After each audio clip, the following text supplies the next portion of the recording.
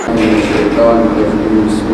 الرحمن الرحيم شهر رمضان الذي أنزل فيه القرآن هدى للناس وبينات من الهدى والفرقان فمن شهد منكم الشهر فليصوم ومن كان مريضا أو على سفر فعدة من أيام أخر يريد الله بكم اليسر ولا يريد بكم العسر ولتكملوا العدة ولتكبروا الله على ما هداكم ولعلكم تشكرون صدق الله العظيم رب اشرح لي صدري ويسر لي امري واحلل عقدة من لساني يفقهوا قولي اللهم علمنا رشدنا واعذنا من شرور انفسنا اللهم ارنا الحق حقا وارزقنا اتباعه وارنا الباطل باطلا وارزقنا اجتنابه اللهم وفقنا لما تحب وترضى آمین یا رب العالمین۔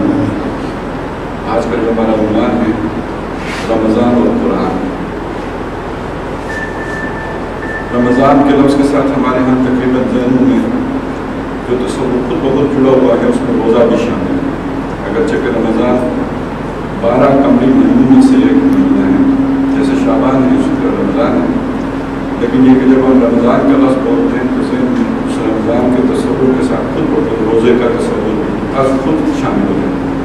قرآن مجید نے دونوں کو علیحدہ علیحدہ رکھا ہے۔ ابھی جو آپ نے آیات سماعت کروائی ہیں سورہ بقرہ کے 23 رکوع کی، اس میں روزے کی فرضیت کا حکم علیحدہ آیا ہے، اور رمضان میں قرآن کے نازل ہو کر پھر روزہ دوبارہ کے فرضیت کی بات علیحدہ ہے۔ تو اس اعتبار سے ہمارے موضوع میں ایک اضافہ ہو گیا ہے کہ ایک سابقہ اس کے ساتھ ہمیں لگانا پڑے گا کہ روزہ رمضان اور قرآن۔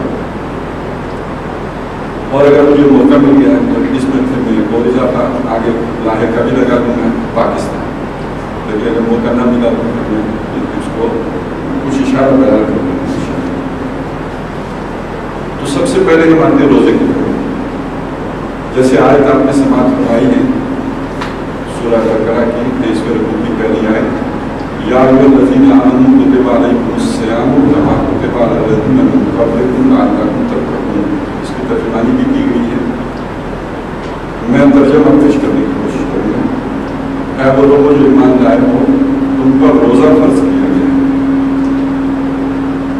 روزہ کا ترجمہ بعض حضرات نے روزے بھی کیا ہے، لیکن میں روزہ اس لیے کر رہا ہوں کہ یہ مصدر جیسے قیام مصدر ہے، اسی طرح صیام بھی مصدر ہے اور بالکل ہم وزن مصدر ہے۔ قام رمضان صام رمضان، تو قام رمضان کا مطلب رمضان کا قیام کرنا ہے، اور صام رمضان رمضان کا روزہ رکھنا۔ تو یا ایھا الذین آمنوا کتب علیکم الصیام، اے وہ لوگ جو ایمان لائے ہو تم پر روزہ فرض کیا گیا ہے، کما کتب علی الذین من قبلکم، جیسے فرض کیا گیا ان لوگوں پر جو تم سے پہلے گزر چکے پرانی امتوں۔ مقصد کیا ہے فرض کرنے کا؟ لعلکم تتقون، تاکہ تم بچ سکو۔ تقویٰ کا لفظی مطلب اگرچہ کہ بامعنیٰ معنی میں پرہیزگار اور یہ سارا کرتے ہیں، لفظی معنی ہے بچنا۔ اب اس میں علماء کا اس سے بچ سکیں ایک سوال ہے سامنے، تو اس کے 2 جوابات سامنے آئے ہیں تاکہ اللہ کے عذاب سے بچ جاؤ، اور ایک جواب یہ سامنے آیا ہے تاکہ اللہ کی نافرمانی سے بچ جاؤ۔ اور پھر بعض لوگوں نے اس میں تفصیل کی ہے کہ اللہ کے عذاب سے بچنے کے لیے اللہ کی نافرمانی سے بچنا ضروری ہے۔ تو پہلے مرحلے میں تاکہ تم اللہ کی نافرمانی سے بچ جاؤ، تاکہ اس کے نتیجے کے طور پر آخرت میں اللہ کے عذاب سے بچ جاؤ۔ تو گویا دونوں مفہوم جمع ہو گئے اس کے اندر۔ اب سوال یہ پیدا ہوتا ہے کہ روزہ وہ ایسی کون سی خاص بات ہے کہ جس کے نتیجے میں اللہ کی نافرمانی سے آدمی بچنے کے قابل ہو سکے گا؟ تو اس بات کو سمجھ لینا چاہیے کہ احکامات کا جان لینا یہ انسان کی معلومات میں اضافے کا باعث تو بن جاتا ہے، لیکن وہ قوت محرکہ نہیں فراہم کرتا ہے کہ جو انسان کو عمل پر آمادہ کر سکے۔ غالب کا ایک بڑا پیارا شعر ہے کہ جانتا ہوں ثواب تحفظ ہو پر طبیعت ادھر نہیں آتی۔ تو طبیعت کیسے اس طرف آئے، اس کے لیے کوئی ڈرائیونگ فورس چاہیے، موٹیویشن چاہیے، موٹیویٹنگ فورس چاہیے، قوت محرکہ درکار ہے۔ وہ شے جسے ہم قوت ارادی بھی کہہ سکتے ہیں، اس کو ہم یوں بھی کہہ سکتے ہیں کہ شراب قرآن نے حرام کی ہے، جو معلوم نے حرام کی ہے،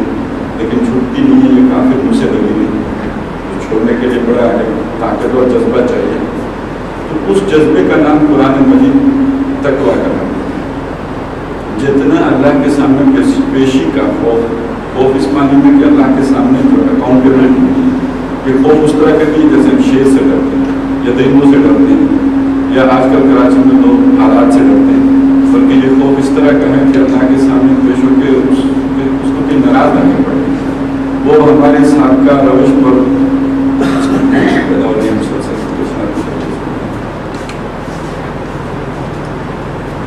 تو ہم جب اس کے سامنے پیش ہوں تو وہ ہم سے ناراض نہ ہوں.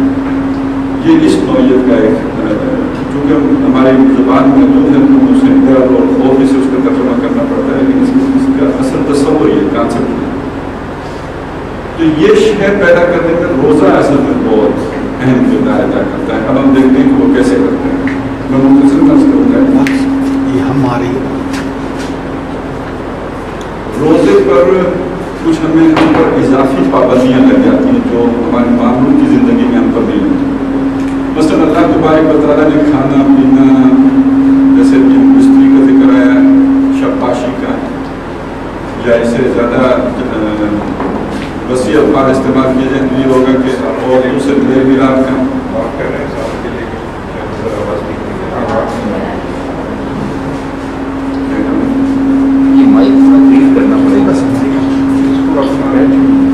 یہ میں اپنے دادا سے بتا رہا ہوں.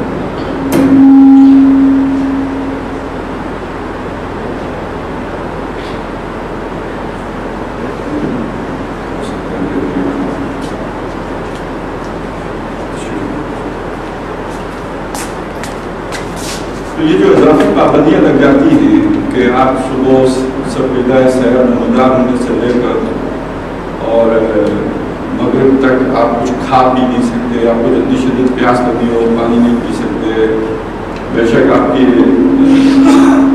کوئی خواہش ہو اپنے جو بھی جن و شوق کے تعلق کی، لیکن آپ وہ پورا نہیں کر سکتے، جو منع ہے سب. یہ 30 دن یہ پریکٹس کرنے سے انسان کے اندر ایک قوت ارادی پیدا ہو. شدید پیاس اپنی اسے کنٹرول کرو، نہیں پانی پینا، لیکن مغرب کے بعد جا کر آپ پی سکتے ہیں. بھوک شدید لگی ہے، روزے آگے اور سخت آنے والے ہیں، اس کو کنٹرول کرو. تو یہ 30 دن یہ ایکسرسائز کرنے کے نتیجے میں انسان کے اندر وہ قوت ارادی پیدا ہو جاتی ہے کہ وہ چیزیں جو اللہ نے مستقلاً حرام کی ہیں ان کو جو طبیعت ادھر نہیں آتی تو اس طبیعت کو کان پکڑ کے ادھر لایا جا سکتا. یہ طبیعت ہماری بڑا مست گھوڑا ہے، مست ہاتھی کہیے، مست گھوڑا کہیے، ویسے تو خر مستی زیادہ مشہور ہے وہ کہہ لیجیے، لیکن یہ کہ اس کو پکڑ کر لگام دے کر اس کو سیدھی راہ پہ لانا کوئی آسان کام نہیں. تو یہ روزہ وہ شے ہے کہ جو تمہارے ہاتھ میں اپنے نفس کی باغیں دے دے گا، تو تم اس موز اور گھوڑے کو لگاموں سے پکڑ کر تو قابو کر سکو گے. یہ ہے اصل میں روزے کا بنیادی مقصد جو قرآن مجید ہمارے سامنے رکھا ہے.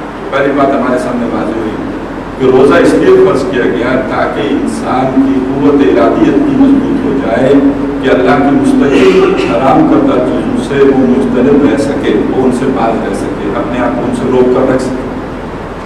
اس کے باوجود کبھی پھسل کر غلطی سے کہیں غفلت سے کچھ دیر کے لیے اگر وہ پوری طرح چوکس نہیں تھا، یا جسے ہمارے یہاں کہتے ہیں کہ کبھی کنسنٹریشن لوز ہو گئی تو اس کے نتیجے میں کوئی غلطی ہو گئی اس سے، تو اس کا ایک راستہ اللہ تعالیٰ نے کھول دیا کہ توبہ کرو، تائب ہو جاؤ، فوراً واپس آ جاؤ. انما التوبۃ علی الذین یعملون السوء بجہالۃ ثم یتوبون من قریب. ان لوگوں کی توبہ کہ جو غلطی کر بیٹھے نادانی میں، بھول چوک سے، پھر فوراً پلٹ آئے، فوراً توبہ کر دیں. ان لوگوں کی توبہ اللہ کے ذمے ہے. انما التوبۃ علی اللہ، اللہ پر ہے، اللہ کے ذمے ہے ان کی توبہ قبول کرنا، اور انہی لوگوں کے لیے اللہ تعالیٰ بخشنے والا مہربان رحیم. تو یہ ایک گویا روزے نے ہمیں وہ قوت فراہم کر دی. دوسرا آپ کو معلوم ہے کہ روزہ ارکان اسلام میں سے، اور ارکان رکن کی جمع ہے، اور رکن کہتے ہیں ستون کو، پلر کو، جو سہارا دیتا ہے چھت. انسان کا مقصد ہے جو تخلیق جو قرآن مجید میں نے بیان کیا ہے وہ ہے عبادت. وما خلقت الجن والانس الا لیعبدون. میں نے جن اور انس نہیں بنائے مگر یہ کہ وہ میری عبادت کریں اس لیے بنائے. تمام انبیاء کی دعوت اس لیے کہ یا قوم اعبدوا اللہ، اے میری قوم اللہ کی عبادت کرو. نبی اکرم صلی اللہ علیہ وسلم نے بھی کہا ہے یا ایھا الناس اعبدوا ربکم، اے لوگوں اپنے رب کی بندگی اختیار کرو. تو یہ عبادت گویا کرنا یہ چھت ہے، اور اس کے لیے سپورٹ جو ہے وہ کہ ارکان اسلام نماز، روزہ، حج، زکات، اور روزے کی سپورٹ ہماری سمجھ میں آ گئی کہ وہ ہمارے اندر وہ جذبہ عمل پیدا کرتا ہے کہ جن چیزوں سے اللہ نے منع کیا ہے ان سے ہم اپنے، وہ ہمارے نفس کی مرغوبات ہیں جن سے اللہ نے منع کیا ہے، تو ان سے اپنے نفس کو روک کر رکھنے کی تربیت ہمیں روزہ دیتا ہے۔ اب آ جائیے روزہ رمضان میں، اس لیے کہ یہ مقصد تو کسی مہینے میں بھی روزہ فرض کر کے حاصل کیا جا سکتا ہے۔ شعبان کا روزہ فرض ہوتا ہے یا محرم کا ہوتا ہے، لیکن رمضان میں روزہ فرض کرنے کی بجائے قرآن مجید نے یہ بتایا کہ یہ رمضان کا مہینہ وہ ہے جس میں قرآن نازل کیا گیا ہے، شہر رمضان الذی انزل فیہ القرآن، اور چونکہ ہمارا موضوع بھی رمضان اور قرآن سے متعلق ہے، لہٰذا میں پہلے قرآن مجید کے حوالے سے بالکل قرآن اپنی حیثیت معین کروا رہا ہے ہمارے سامنے، وہ آپ کے سامنے رکھنا چاہتا ہوں۔ اسی مقام پر سب سے پہلے تعارف اللہ تعالیٰ نے خود کروایا کہ قرآن کیا ہے۔ نمبر 1 کہ ہدی للناس ہے، لوگوں کے لیے رہنما ہے۔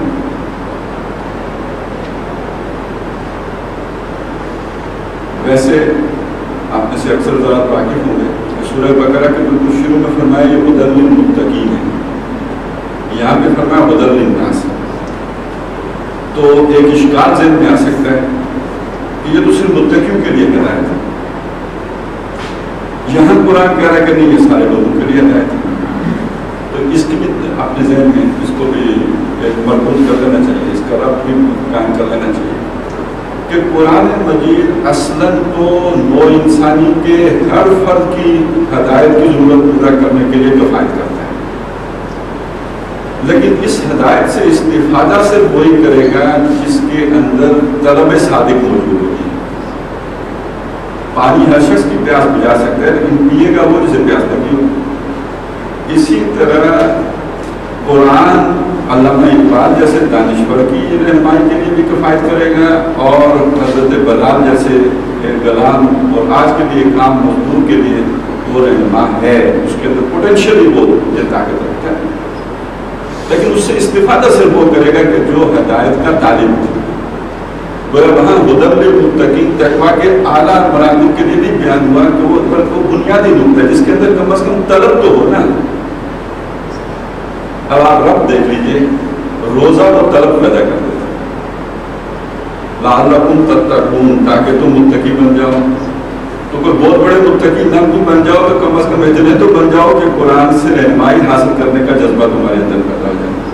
تو قرآن ہے ہدی للناس، لیکن یہ کہ یہ متقین کے لیے ہدایت ہے، اور روزہ اس لیے آیا ہے تاکہ وہ تقویٰ کی ابتدائی آپ کو رغبت عطا فرما دے، تاکہ آپ قرآن کی رہنمائی سے فیض یاب ہو سکیں۔ مزید یہ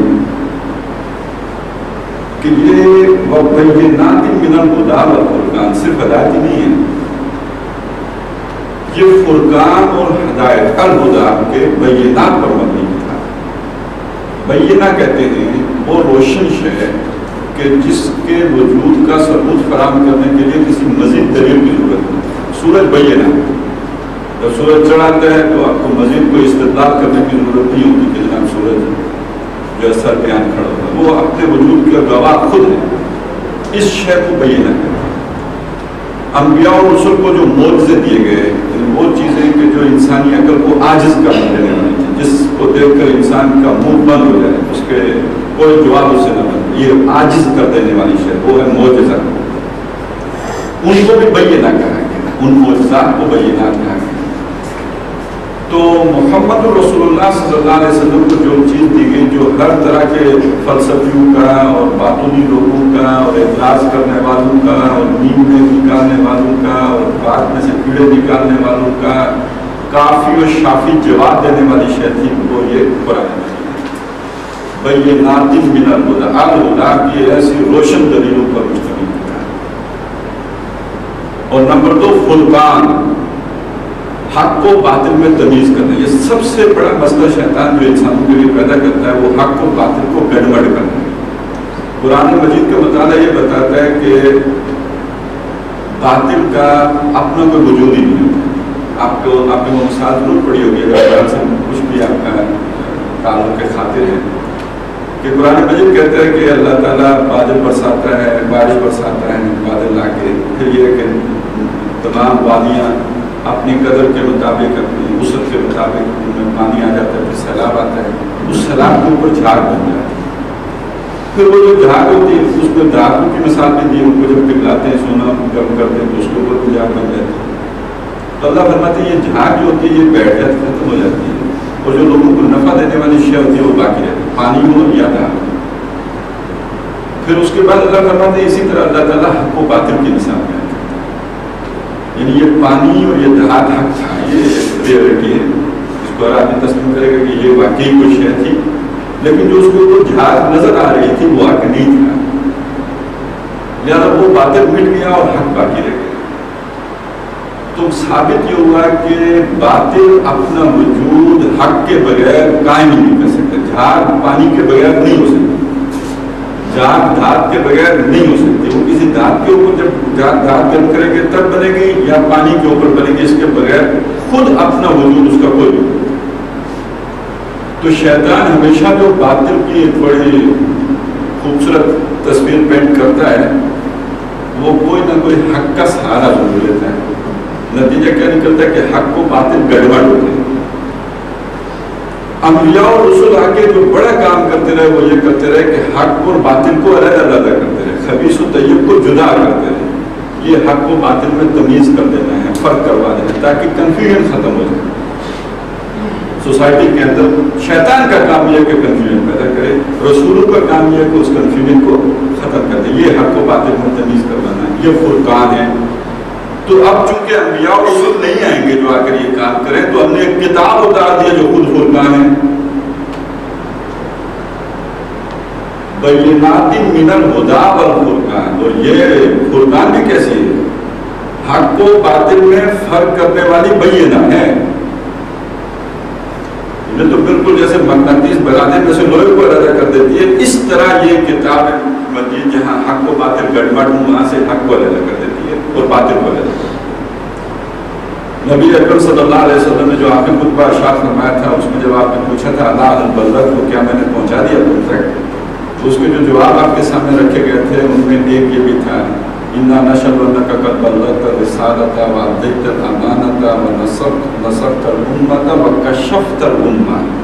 اللہ کے رسول ہم گواہی دیتے ہیں کہ آپ نے پہنچانے کا حق ادا کر دیا، امت کی خیرخواہی کا حق ادا کر دیا، حق کی امانت ادا کر دیا، اور آپ نے برائی کے پردے چاک کر دیے۔ کشفت الامة، امہ اصل میں جو شوگر کوٹنگ کر کے برائی کو لے کے آتا ہے شیطان، تو اس کا جو کوٹ تھا آپ کے ہوتا کہ برائی کی اصل شکل ہمارے سامنے، یہ حق و باطل میں فرق ہو گیا۔ اب یہ فرق قرآن کرے گا قیامت تک کے لیے، بینات من الہدی والفرقان۔ میں نے کسی اور مقام کی طرف اس وقت ریفر نہیں کیا جس پہ کہ اگر میں یہ مضمون لے کے چلوں کہ قرآن مجید کی عظمت و مقام و مرتبہ کیا ہے تو پھر یہ ہماری بات بہت طویل ہو جائے گی، لیکن یہ کہ اسی مقام پر اللہ تعالیٰ نے خود جتنا بیان کر دیا میں بھی اسی پر اتفاق کرتا ہوں۔ اشارتاً یہ بھی آپ کے سامنے سے بتانا چاہتا ہوں کہ وہ جو مثال دی گئی ہے وَاللَّهُ أَنزَلْنَا هَٰذَا الْقُرْآنَ عَلَىٰ جَبَلٍ لَرَأَيْتَهُ خَاشِعًا مُتَصَدِّعًا مِّن خَشْيَةِ اللَّهِ، کہ اگر ہم اس قرآن کو کسی پہاڑ پر اتارتے تو تم دیکھتے کہ اللہ کی خشیت سے وہ دب جاتا اور ڈھہ جاتا۔ یہ در حقیقت اللہ کی اپنی تجلی کی مثال بھی ہے، جو حضرت موسیٰ علیہ السلام نے کہا تھا کہ اللہ میں تجھے دیکھنا چاہتا ہوں، اللہ نے کہا ذرا میں اپنی تجلی پہاڑ پر ڈالتا ہوں، ذرا دیکھو پہاڑ کو، اگر تم یہ سارا منظر سہ گئے تو پھر مجھے بھی دیکھ لو گے۔ اور جب اللہ تعالیٰ نے اپنی تجلی ڈالی پہاڑ پر، اپنی ذات نے وہ تجلی ڈالی صرف، تو پہاڑ ڈھہ گیا اور ریزہ ریزہ۔ تو گویا جو اثر اللہ کی تجلی کا پہاڑ پر ہوا وہی اثر قرآن مجید کا ہے۔ صرف یہ میں نے اشارہ کر دیا کہ یہ اللہ نے اتنا عظیم کلام نبی اکرم صلی اللہ علیہ وسلم کی توسط سے ہم تک پہنچایا جس کو اللہ تعالیٰ نے اپنی رحمت کا مظہر عطم بھی بیان فرمایا۔ اور رحمان، اللہ کی رحمت کی تمامی شان یہ کو رحمان ہے، رحیم یہ رحمان جس میں رحمت جوش مار رہی ہے، تو جب اس نے پورا جوش مارا تو اللہ پر قرآن، اس نے قرآن کی تعلیم کی، انسان پر رحمت کا عظیم خزانہ کھول دیا، وہ یہ قرآن مجید۔ اب اس کے بعد فرمایا فَمَنْ شَهِدَ مِنْكُمُ الشَّهْرَ فَلْيَصُمْ، تو جو کوئی تم میں سے رمضان کو پائے، اب اس پر لازم ہے کہ اس کا روزہ، اس سے پہلے روزے کے بارے میں ایک چھوٹ بھی تھی، فدیہ دے دے، لیکن اب جب رمضان تمہاری زندگیوں میں آئے تو پھر اس کا روزہ رکھنا تم پر فرض ہے۔ مریض کے لیے، مسافر کے لیے اس میں بھی چھوٹ رکھی گئی، لیکن گنتی اسے پوری کرنی ہوگی ہماری۔ فعدۃ من ایام اخر، اب دوسرے دنوں میں اس کا فدیے کی بات نہیں ہے، اب فدیہ صرف اس کے لیے رہ جائے گا کہ جو مستقل معذور ہو گیا ہے، جو کبھی روزہ رکھ ہی نہیں سکتا، کوئی شوگر پیشنٹ ہے، اس اسٹیج کو چلا گیا کہ روزہ نہیں رکھ سکتا، تو اس کے لیے فدیہ باقی رہ جائے گا۔ باقی اب کسی کے لیے فدیہ نہیں ہے، مسافر ہو یا مریض جب ٹھیک ہوگا یا سفر سے لوٹے گا اپنی گنتی پوری کرے گا دوسرے دنوں میں، وَلِتُكْمِلُوا الْعِدَّةَ، تاکہ تم اپنی گنتی پوری کر سکو۔ گنتی بہرحال پوری کرنی ہے جتنے بھی روزے ہوتے ہیں۔ تو یہ بات سامنے آئی کہ اصل میں رمضان میں جو روزہ فرض کیا گیا ہے وہ اس لیے کیا گیا ہے کہ اس میں قرآن نازل ہے۔ اس کا ایک تعلق بالکل ظاہری سے سامنے آ جاتا ہے کہ یہ قرآن اللہ کی اتنی عظیم نعمت ہے کہ احساس شکر کے تحت انسان کو جس مہینے میں یہ عطا کیا گیا ہے اس پورے مہینے کا انسان کو روزہ رکھنا چاہیے۔ یہ تو بالکل سادہ سی بات ہے۔ اللہ کی نعمت کی قدر کرنی چاہیے۔ اللہ نے اس مہینے میں اتنی بڑی نعمت سے نوازا، ہم اس مہینے میں پورے مہینے میں اللہ کے روزے دیں۔ لیکن ایک اس سے زیادہ باریک، زیادہ لطیف، زیادہ گہرا مفہوم بھی اس کے اندر ہے، اور اس کو سمجھنے کے لیے پھر ہمیں ایک تمہید کا سہارا لینا پڑے گا، اس میں کہ یہ قرآن لوگوں کے لیے ہدایت نہ کرتا ہے، روزہ لوگوں پر فرض کیا گیا۔ یہ لوگ کون ہیں؟ یہ کس شے سے بنے ہیں؟ ان کی نفسیات کیا ہیں؟ ان کی شخصیت کے اٹھان کیا ہیں؟ ان کی میدان طبع کیا ہیں؟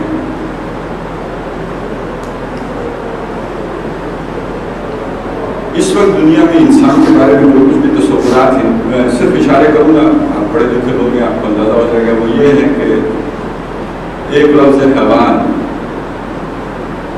کسی نے کہا انسان حیوان ناطق ہے، کسی نے کہا انسان سماجی حیوان ہے۔ اب زیادہ ارتقاء ہو گیا ہے سوسائٹی کا، تو لوگ اب کہتے ہیں انسان معاشی حیوان ہے۔ میں نے کچھ لوگ دیکھے جو مجھے لگا کہ سیاسی حیوان ہے۔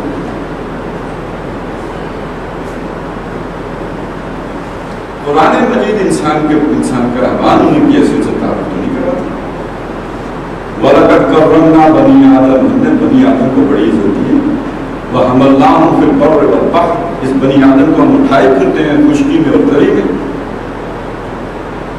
وَرَزَقْنَاهُمْ مِنَ الطَّيِّبَاتِ، اور اس کو ہم نے رزق دیا ہے پاکیزہ چیزوں میں سے۔ وَفَضَّلْنَاهُمْ عَلَىٰ كَثِيرٍ مِّمَّنْ خَلَقْنَا تَفْضِيلًا، سورہ بنی اسرائیل میں۔ اور ہم نے جو کچھ پیدا کیا اس میں تو بڑی کثیر مخلوق پر ہم نے اس انسان کو فضیلت دی۔ قرآن کہتے ہیں یہ فرشتوں نے اس کو سجدہ کیا ہے۔ فَإِذَا سَوَّيْتُهُ وَنَفَخْتُ فِيهِ مِن رُّوحِي فَقَعُوا لَهُ سَاجِدِينَ۔ ایک مقام پر فرمایا فَسَجَدَ الْمَلَائِكَةُ كُلُّهُمْ أَجْمَعُونَ، تمام کے تمام، کلُّهُمْ، پھر اس کلُّهُمْ پر بھی اپنے کلام کو ختم نہیں کیا، مزید موقع کیا، اجمعون، کوئی جبریل کوئی نہیں بچا، سب کے سب سجدہ نہیں جھک گئے۔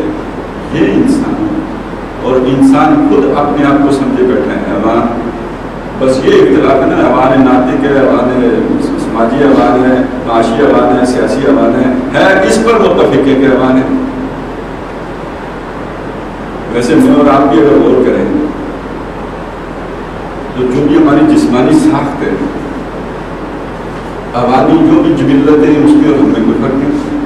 وہ بھی کھاتے ہیں، ہمیں بھی کھانا ہوتا ہے، وہ بھی افزائش نسل کرتے ہیں، ہمیں بھی کرنی ہوتی ہے۔ ان کے جو بھی ارجز ہیں، جو بھی انسٹنکٹس ہیں، وہی تقریباً بلکہ ہمارے کچھ ان سے بڑھ کر ہی ہیں، اس لیے کہ ہمارے ساتھ تو عقل بھی لگی ہوئی ہے، وہ عقل بھی ہم اپنی اس انسٹنکٹس کی گریڈیفیکیشن میں لگاتے ہیں۔ پھر یہ کہ جسمانی ساخت کے اعتبار سے بھی دیکھیں تو ان کی چار ہوتی ہیں ٹانگیں، ہماری دو ہیں، لیکن دو ہاتھ کی تو ذرا بس ٹانگیں ہی تھی شاید جو سیدھی ہو گئی ہیں۔ ڈارون تو کہتے ہیں کہ ریڑھ کی ہڈی کے آخری سرے پر ابھی تک دم کا نشان باقی ہے۔ فرائڈ نے اس پر اگلی بنا لگا دی ہے کہ بس سیکس انسٹنکٹ ہے کہ جو انسان کو متحرک کرتی ہے.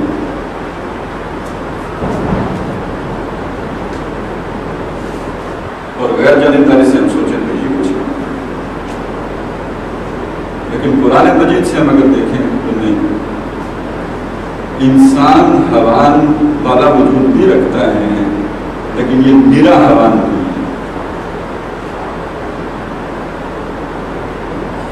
اس کے اندر اللہ تعالیٰ نے اپنی روح ملاکوتی بھی ڈالی. چنانچہ میں واپس اسی آیت کا حوالہ دے رہا ہوں. فَإِذَا سَوَّيْتُهُ جب میں اسے بنا چکوں. سَوَّيْتُهُ کا لفظ آتا ہے مکمل تیاری کو. نو پلک سوار چکنے تک. یہ کوئی ابتدائی کچا ڈھانچہ بنانے کے لیے سوار کا لفظ نہیں آتا. سَوَّيْتُهُ جب اسے میں مکمل کر چکوں. وَنَفَخْتُ فِيهِ مِن رُوحِي اور اس کے بعد جب میں اس میں اپنی روح میں سے پھونک چکوں. فَقَعُوا لَهُ سَاجِدِينَ تو اس کے سامنے گرنا سکتے تھے. تو وہ دو چیزیں علیحدہ ہو گئی. ہمارا یہ روحانی وجود اور اس میں روح پھونکنا. سورہ مومنون پہلے ہی رکوع میں یہ مضمون آیا ہے. میں اس کی تفصیل میں نہیں جا سکتا. آپ کو اگر دلچسپی پیدا ہو تو جا کے ضرور آپ دیکھیے گا. وہاں انسان کے اس حیوانی تخلیق کے پروسیس کو جو ہمارے ذہن مادر میں ہوتا ہے, جو آج ایمبریولوجی کی مدد سے ہم جان سکتے ہیں. قرآن نے 1400 سال پہلے جان کیا کہ پہلا مرحلہ نطفے کا ہوتا ہے, پھر وہ نطفہ علاقہ کی صورت اختیار کرتا ہے. علاقہ کا ترجمہ آپ اگر قرآن مجید میں دیکھیں گے تو آپ کو ملے گا جمع ہوا لہو. پرانے مترجمین نے اس کا ترجمہ جمع ہوا لہو کیا. اب ان کی جو بھی لمیٹیشنز تھی وہ یہی ترجمہ کر سکتے تھے. آج ہماری سائنس بتا رہی ہے کہ نہیں, وہ علاقہ اصل میں رحم مادر کی دیوار سے جا کے لٹک جاتا ہے, چپکا ہوا ہوتا ہے, لٹک رہا ہوتا ہے. تو علاقہ کا پھر لفظی ترجمہ کیا ہوا؟ وہ شے جو معلق ہے, لٹکی ہوئی ہے, علاقہ. تو پہلا مرحلہ نطفے کا ہے, اس نطفے نے اب لٹکنا شروع کر دیا, یہ دوسرا مرحلہ ہے. تیسرا مرحلہ ہے کہ وہ علاقہ بنتا مضغہ, اب وہ لوتھڑے کی صورت اختیار کرتا ہے. پھر اس لوتھڑے کی دو حیثیتیں ہیں. ایک یہ کہ اس میں کوئی نقش و نگار نہیں ہوتے, اور پھر اگلی حیثیت اس کی آ جاتی ہے کہ جب اس میں انسانی صورت کی کچھ نقشے ظاہر ہو جاتے ہیں. پھر اس میں ہڈی پیدا ہوتی ہے اور اس ہڈی کے اوپر گوشت چڑھتا ہے.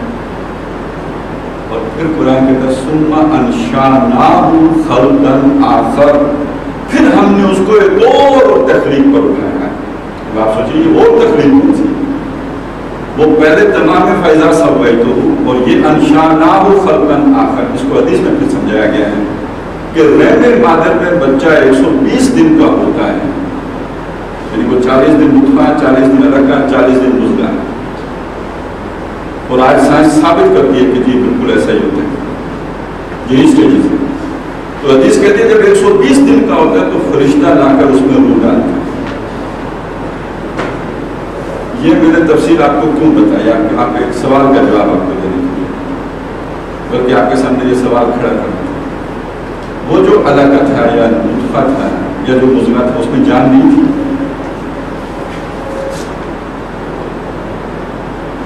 اگر جان نہیں تھی تو وہ نشو نما کیسے پا رہا تھا؟ جان تو تھی. تو یہ جو روح ڈالی گئی یہ کیا ہے؟ یہ جان نہیں ہے.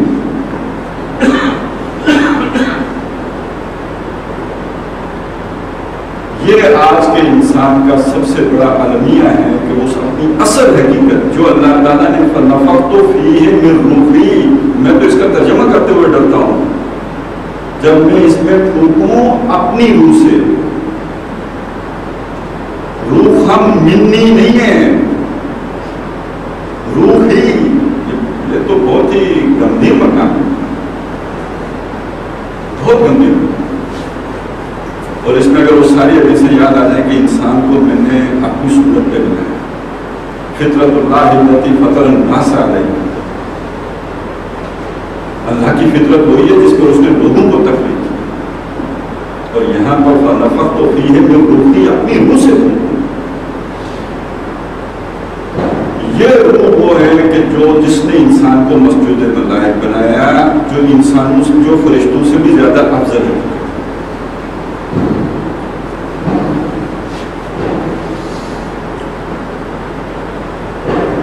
سورہ بنی اسرائیل میں یہودیوں نے نبی اکرم صلی اللہ علیہ وسلم سے ایک سوال پوچھوایا تھا جس کا جواب دیا گیا یسألونک عن الروح. آج کے انسان سے اس وقت کے یہودی روح کے بارے میں کچھ متفکر تھے. یہ آپ سے سوال کرتے ہیں روح کے بارے میں. قل الروح من امر ربی، کہہ دیجیے یہ جو روح ہے یہ میرے رب کے امر سے ہے. یہ امر کیا شے ہوتا ہے؟ گفتگو ذرا تھوڑی ثقیل ہو رہی ہے. آپ سے زیادہ نیند مجھے آنی چاہیے. میں 3 بجے تک جاگتا رہا ہوں، رات کو سویا نہیں ہوں. یہ امر کیا شے ہے؟ علماء لکھتے ہیں کہ اللہ تعالیٰ نے جو یہ تخلیق کی ہے اس کے 2 علیحدہ علیحدہ عالم ہیں اور دونوں کے لاز ڈفرنٹ ہیں، قوانین مختلف. ایک عالم خلق ہے جو فزیکل ورلڈ ہے، اس کے جو لاز ہے وہ وہی جو ہماری سائنس نے سمجھے. ایک عالم امر ہے. عالم امر میں بالکل دوسرا قانون، وہاں ٹائم سپیس یہ کچھ ہے ہی نہیں. فَإِنَّمَا أَمْرُهُ إِذَا أَرَادَ شَيْئًا. اس کے امر کا مطلب تو یہ ہے کہ جب وہ کسی چیز کا اس عالم امر میں ارادہ کرتا ہے تو وہ اسے کہتا ہے کن فیکون، کہ ہو جا ہو جاتی ہے. لیکن جب اس نے عالم خلق میں آ کر آسمان بنائے تو وہ 6 دنوں میں بنائے. لیکن وہ جب وہ روح کا جب معاملہ آتا ہے امر سے تو وہاں پہ وہ کہتا ہے کن فیکون، تو وہ تو ہو جاتا ہے. وہاں دیر لگتی ہے، ٹائم لگتا ہی نہیں، بغیر ٹائم لگے ہوتا ہے. وہاں قوانین ہوتے ہیں. وما اوتیتم من العلم قلیلا الا قلیلا، تمہیں علم نہیں دیا گیا مگر تھوڑا. عالم خلق کا تو تمہیں پورا پوٹینشیل سارا علم دے دیا تھا حضرت آدمی کو. وعلم آدم الاسماء کلھا، لیکن جہاں تک عالم امر کا معاملہ ہے اس کے لیے تمہیں علم تھوڑا دیا گیا. لہٰذا جب تم تھوڑا ایک ذرا سی ترقی کر لیتے ہو تو پھر ہم تمہیں مزید علم اس کا دے دیتے ہیں. ابھی تم میچیور ہو، جو میچیور ہوتے جاتے ہو ہم مزید علم دیتے جاتے ہیں. اور اس علم کو وحی کہا ہے. اس وحی کو بھی روح کہا گیا. یہ بہت اہم ہوتا ہے. فَإِمَّا يَأْتِيَنَّكُم مِّنِّي هُدًى فَمَن تَبِعَ هُدَايَ فَلَا خَوْفٌ عَلَيْهِمْ وَلَا هُمْ يَحْزَنُونَ. یہ مضمون قرآن مجید میں بہت ضرور ہے. وہ ہدایت تمہارے پاس انبیاء کے ذریعے سے آئے، جو اس کی پیروی کرے گا اس کے لیے نہ خوف ہوگا نہ حزن. اسی ہدایت کو کہا گیا یہ روح، یہ وحی اوحینا الیک، ہم نے آپ کی طرف وحی کیا. لیکن اسی قرآن کو یا وحی کو قرآن مجید نے روح بھی کہا ہے.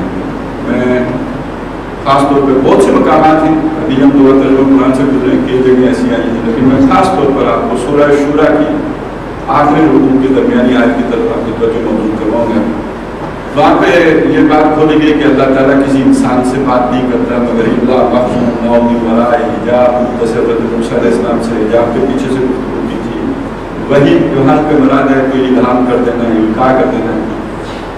اور یرسل رسولا فیوحی بإذنہ ما یشاء، یا اس کی طرف رسول بھیج کے اس کی طرف وحی کرے جو چاہے.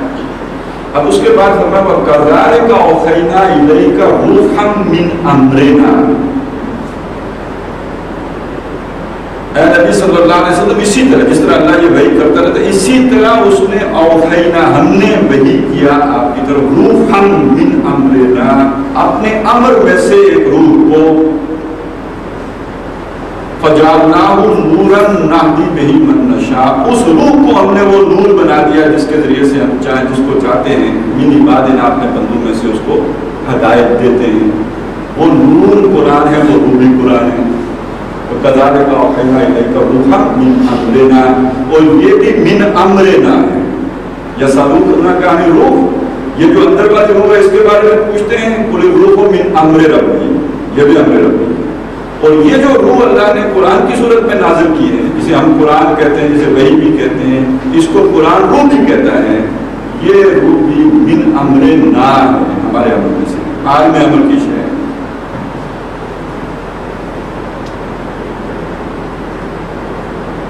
یہ جو عالمی امر کی شے انسان کے اندر کی گئی. اچھا مزے کی بات اس پہ بول رہے لے کے کون آیا؟ جبریل امین. ان کا ایک نام اور بھی قرآن میں آیا ہے، الروح الامین. تو الروح الامین روح قرآن کو لے کر حضور کے دماغ پہ اتاری یا قلب پہ اتاری؟ قلب پہ اتاری، روح محمدی پر اتاری. تو نغمہ وہی ہے، نغمہ جو روح کہے اور روح سنے. اب روزے اور اس قرآن کا پھر کیا تعلق ہے؟ اگر انسان کی یہ حقیقت ہمارے سامنے آ گئی ہے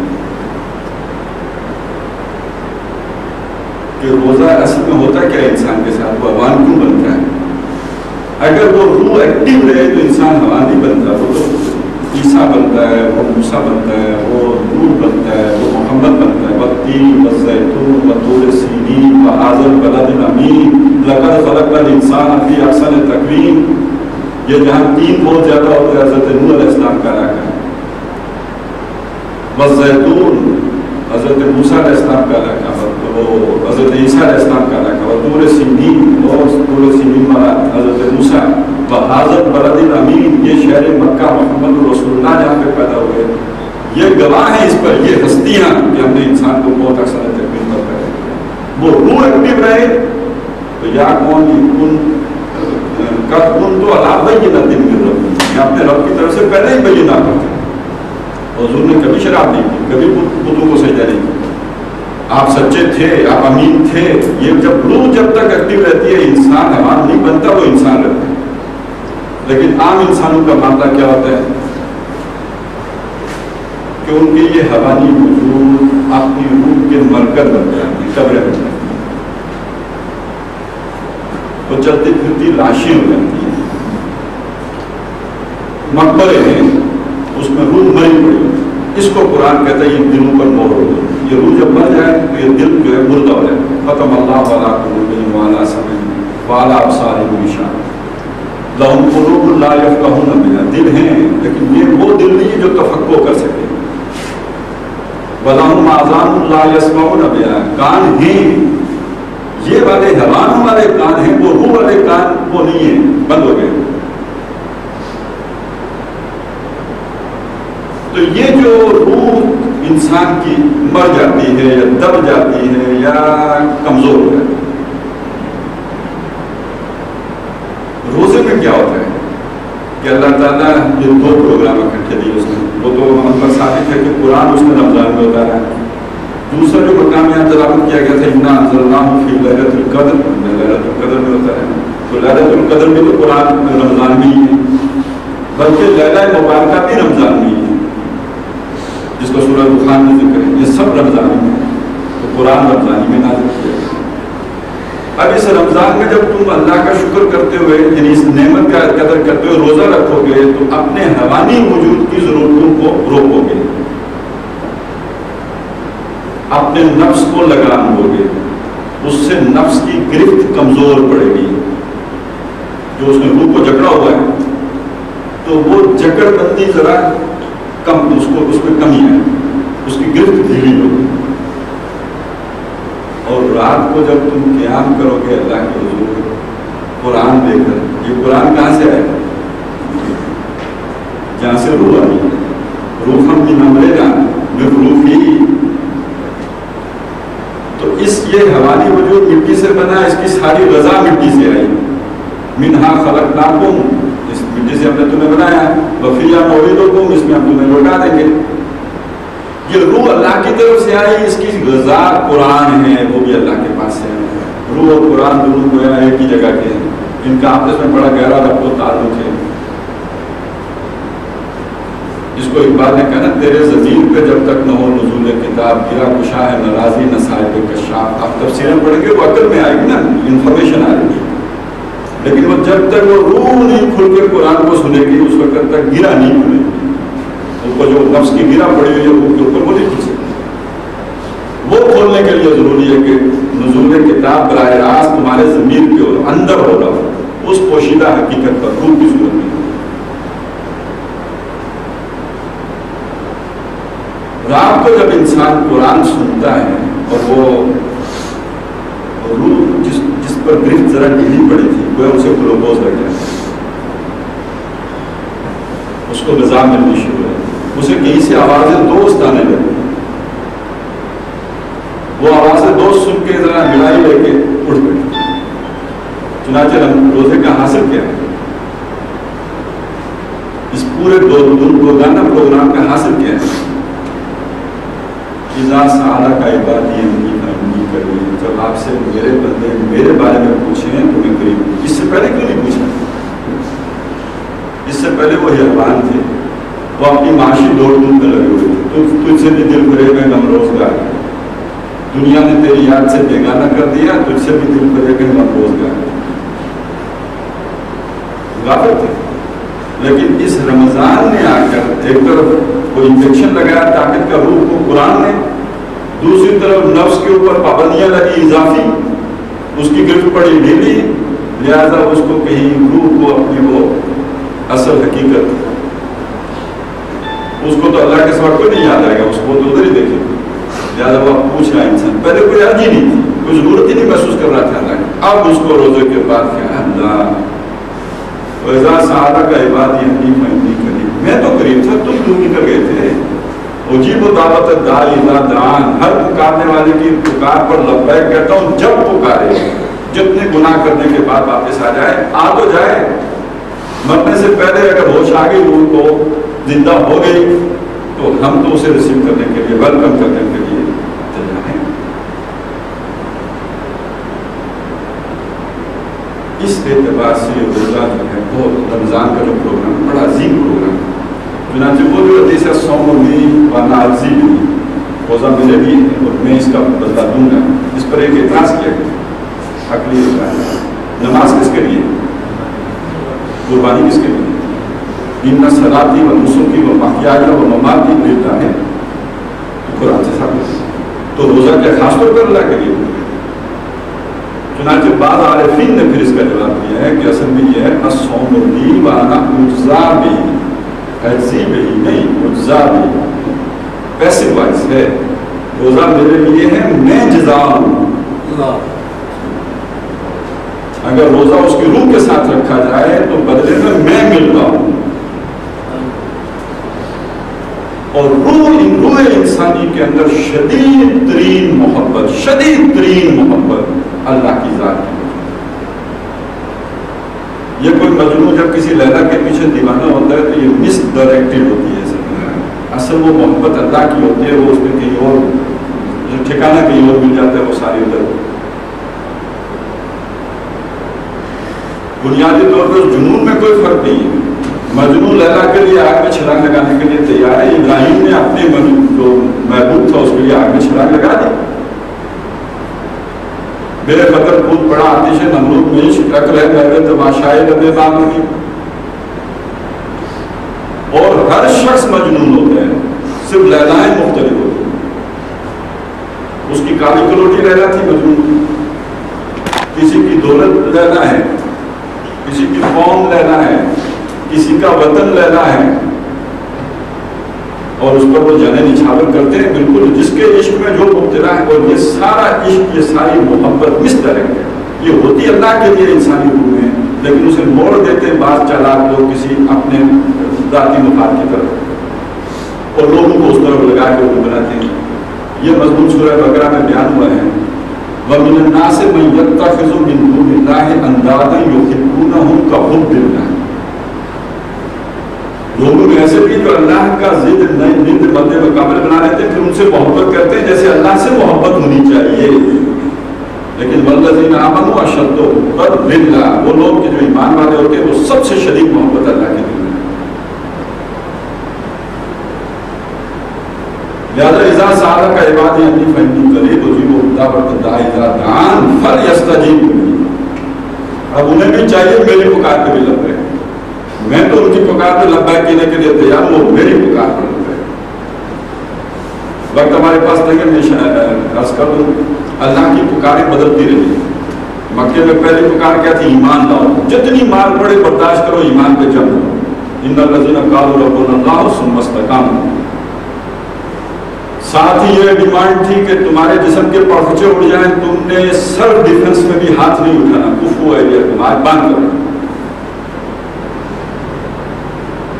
پھر وقت بدلا، پکار بدل گئی، اب گھر بار چھوڑو، رشتہ دار چھوڑو، برادری چھوڑو، ہجرت کرو، ہجرت کے بغیر ایمان کی کوئی حیثیت ہی نہیں، پکار بدل گئی۔ اب مدینے میں آ کے ایک اور پکار لگ گئی ہے، مسلمانوں تم نے بڑی قربانیاں دے دی، لیکن نہیں، ابھی عشق کے امتحان اور بھی 17 سے آگے جہاں اگر ہو رہے ہیں تو عشق کے امتحان بھی ہو رہے ہیں، اور وہ اب یہ ہے کہ قاتلوہم حتی لا تکون فتنۃ ویکون الدین للہ، یہ سورہ بقرہ کی آیت ہے، ان سے جنگ کرو جب تک کہ دین اللہ کا نہ ہو جائے، ان کا فتنہ ختم ہو جائے، اور یہ جنگ جاری رہے گی تمہاری جب تک یہ نہیں۔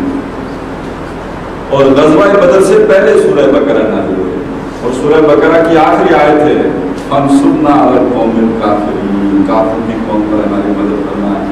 اب تمہاری تحریک ایک نئے دور میں داخل ہو رہی ہے، اب تم نے جسم و جان کی جو ہے بازیاں کھیلنی ہیں، جان کی بازیاں لگانی ہیں، اب یہ پکار ہے، رب تمہاری ہر پکار پر لبیک کہتا ہے، تم اپنے رب کی اس پکار پر لبیک کہو۔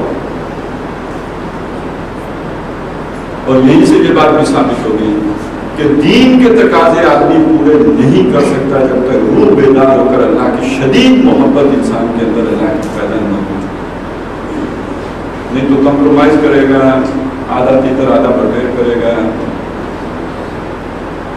یک رنگی نہیں آ سکتی، کوئی شارٹ کٹ مارے گا، کچھ کرے گا، اجرت پسندی کا مظاہرہ کرے گا، خالص اللہ کے لیے جب تک اس کے اندر وہ جذبہ محبت اس طرح ہو جائے اور وہ کوئی تکلف کر کے نہیں پیدا کرے، کوئی کہے فلاں مشق کر لوں گا تو اس کے نتیجے میں وہ جذبہ انگڑائی لے کے کھڑا ہو جائے گا، یا فلاں کوئی طریقہ کر لوں گا، نہیں، اس کے لیے اللہ تعالیٰ نے جو پروگرام دیا وہ یہ اپنی روح کی بالغی کے لیے، اس کو طاقت دینے کے لیے، اس کو زندہ جاوید بنانے کے لیے تمہیں دیا ہے قرآن، یہ اس کی غذا ہے، یہ وہ ہر وقت استعمال ہے۔ اور دوسری طرف یہ ہے کہ تمہیں ہم نے دیا ہے روزہ، تاکہ تمہارے جسم کے اوپر تمہاری جو جسمانی خواہشات ہیں ان کے اوپر ایک روک ہے۔ بس میں اس پر آپ کو چند حدیث سنا دوں جو کچھ میں نے عرض کیا تاکہ وہ حدیث سے محکم ہو جائے۔ چنانچہ رمضان کا یہ بات جو ہمارے سامنے آئی کہ ایک طرف رات کو قیام ہے، یہ قرآن رات ہی تو نازل ہو، اِنَّا أَنزَلْنَاهُ فِي لَيْلَةِ الْقَدْرِ، لہٰذا رات کو قیام ہے، دن کو روزہ ہے۔ بڑی مشہور حدیث ہے من صام رمضان ایمانا واحتسابا غفر له ما تقدم من ذنبه، جس نے روزہ رکھا رمضان کا ایمان اور احتساب کے ساتھ اس کے پچھلے سارے گناہ معاف ہو جائیں۔ ساتھ ہی فرمایا من قام رمضان ایمانا واحتسابا غفر له ما تقدم من ذنبه، جس نے رمضان میں قیام کیا ایمان اور احتساب کے ساتھ اس کے پچھلے سارے گناہ معاف ہو جائیں۔ چنانچہ اصل میں اسی کے تطور میں ہم یہ جو تراویح پڑھتے ہیں اس میں قرآن سنتے ہیں، اصل اس کی روح یہ ہے کہ اب اس کو بھی ہم گھنٹہ ڈیڑھ گھنٹہ لگاتے ہیں، اس کے پیچھے یہ رات کے قیام کا معاملہ ہے۔ ابھی میرے حدیث چھوڑ رہا ہوں، لیکن ایک دوسری حدیث آپ کو سنا دوں، وہ بھی ترغیبہ ہے، اور اس میں بھی جو نبی اکرم صلی اللہ علیہ وسلم نے آخرت کا نقشہ کھینچا ہے اللہ کے حضور پیشی ہے، وہاں یہ عبداللہ ابن عمرو رضی اللہ تعالیٰ عنہ اس کے راوی ہیں کہ رسول اللہ صلی اللہ علیہ وسلم سے ان کا کہتے سنا کہ الصیام والقرآن یشفعان للعبد، روزہ اور قرآن بندے کے لیے سفارش کرے۔ جب پور الصیام ہو اے رب، روزہ کہے گا میرے رب انی منعتہ الطعام والشہوات بالنہار، یہ جو بندہ تیرے سامنے اب کھڑا ہے جس کا تو حساب دے رہا ہے، اس کو میں نے دن کے وقت شہوت کرنے سے اور کھانا کھانے سے میں نے روکا رکھا، روزہ کرے فشفنی فی، اس کے حق میں میری سفارش کو وَيَقُولُ القرآن، اور قرآن کہے گا مَنَعْتُهُ النَّوْمَ بِاللَّيْلِ، اس بندے کو رات کو میں نے سونے نہیں دیا، یہ میرے ساتھ کھڑا رہا ہے، قیام کیا اس نے میرے ساتھ، فَشَفِّنِي فِيهِ، تو اس کے حق میں میری سفارش بھی قبول ہوگی۔ اور حضور نے فرمایا فَيُشَفَّعَانِ، دونوں کی سفارش قبول ہوگی۔ اللہ تعالیٰ ہم لوگوں کو شامل فرمائے جن کے حق میں روزہ اور قرآن سفارش کریں گے۔ آپ کہتے ہیں فرق اتنا ہے کہ روزہ فرض کیا گیا ہے، رات کا قیام فرض نہیں ہے، اس کو اللہ تعالیٰ نے اس پہ سہولت رکھا ہے۔ اب یہ رات کے قیام کی مقدار کتنی ہے، آیا وہ گھنٹہ ڈیڑھ گھنٹہ کفایت کرتا ہے؟ قرآن مجید کا مطالعہ ہمیں بتاتا ہے نہیں، ویسے عقل بھی تسلیم نہیں کرتی۔ من صام رمضان تو پورا دن، تو کہاں رمضان ڈیڑھ گھنٹہ، بات سمجھ نہیں آتی۔ اور منعتہ النوم، رات کو سونے سے روکے رکھا، تو یہ ڈیڑھ گھنٹہ تو سونے سے نہیں، ہم تو ویسے ہی 11-12 بجے سونے کے آئے، اس نے تو ہمیں نہیں روکا۔ اب آئیے قرآن کی طرف وہاں سے واضح ہو جائے گا۔ ابتدائی دور میں نبی اکرم صلی اللہ علیہ وسلم کو ایک بہت ہی، اور باقی صحابہ کو بھی ایک بہت سخت ٹریننگ دی گئی. وہ کیا ہے؟ یا ایھا المزمل قم اللیل الا قلیلا. اے لیاف میں لپٹ کے لیٹنے والے اٹھیے، قم کھڑے ہو جائیے، اللیل رات کو کھڑے ہوئے، نماز میں کھڑا ہونا اس کے لیے کنایا، اور پوری رات کو کھڑے ہوئے الا قلیلا، سوائے اس میں سے تھوڑے سے. پھر اس کو آگے کھولا، نصف ہو، آدھی رات کو دو، اب اس من ہو، جو اس آدھی رات میں تھوڑا سا نقص ڈال دیں، تھوڑا کم کر دیں، اور زد علیہ، یا اس آدھی رات میں مزید کر دیں. یعنی تصور کیجیے 2 گھنٹے کی رات ہے تو آدھی رات کتنی ہوگی؟ 4.5 گھنٹے. اور اس کو اگر آپ اس میں تھوڑی کمی کر لیں تو کتنا ہو جائے گا؟ 3 گھنٹے. تھوڑا اضافہ کر لیں تو 6 گھنٹے. یعنی آدھی رات، 1/2 رات یا 2/3، یہ پوری بات ہے. اور زد علیہ ورتل القرآن ترتیلا، اور یہ کھڑا ہو کے آپ کیجیے کیا؟ قرآن پڑھیے. اور میں یہاں پہ نوٹ کروا دوں، جب یہ آیات نازل ہو رہی ہے تو کل 30-35 آیات سے زائد حضور کے پاس نہیں تھی. ابھی قرآن یہ سارا تو نہیں تھا جو ہمارے پاس، حضور کے پاس اس وقت ابھی اتنا ہی تھا.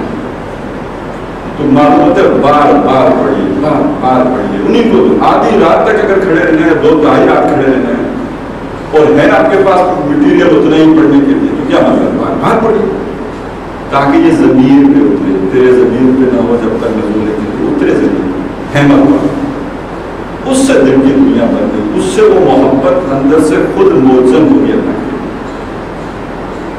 اب میں صرف 1-2 منٹ آپ کے لوں گا. جہاں اللہ تعالیٰ نے ہمیں رمضان میں بہت عظیم دولت قرآن کی عطا کی، اس امت کے آخری دور میں، جبکہ امت کا آخری دور وہ ہے کہ جب انتہائی مایوسی کے حالات تھے، حال ہی وہ باتیں کہہ چکے تھے، اے خاصہ خاصان رسول وقت دعا ہے، امت پہ تیری آ کے عجب وقت پڑا ہے، وہ دین کے جو بڑی شان سے نکلا تھا وطن سے پردیس میں، وہ آج غریب الغربا ہے. اور پستی کا کوئی حد سے گزرنا دیکھے، اسلام کا گل کرنا ابھرنا دیکھے، مانے نہ کبھی کہ مدح اور جزر کے بعد دریا کا ہمارے جو کرنا دیکھے. اس سب ڈاؤن فال کے بعد اللہ تعالیٰ نے مسلمان ممالک کو آزادی دی، لیکن زیادہ تر مسلمان ممالک وہ تھے جو اپنے نیشنلزم کی بنیاد پر آزاد، کہیں عرب نیشنلزم، کہیں ترک نیشنلزم. لیکن مسلمانوں کا ایک گروہ ایسا بھی تھا کہ جنہوں نے آزادی حاصل کی تو لا الہ الا اللہ، پاکستان کا مطلب کیا لا الہ، جس نے جو ترتیب بنائی. لیکن ہمیں تو معلوم ہے کہ کائنات میں پتہ بھی اللہ کے اذن کے بغیر کوئی نہیں کر سکتا ہے. یہ پاکستان اللہ نے مسلمانوں کو دیا لیلۃ القدر. 1400 سال پہلے جب اللہ تعالیٰ نے اپنے پاس سے روئے محفوظ سے قرآن کو سمائے دنیا پر اس رات کو منتقل کیا تھا، اسی رات پر اللہ تعالیٰ نے یہ ملک مسلمانان ہند کو تھا، اور اس کی بنیاد میں لا الہ. قرآن کا سارا پیغام کا لب لبات کیا ہے؟ لا الہ الا اللہ.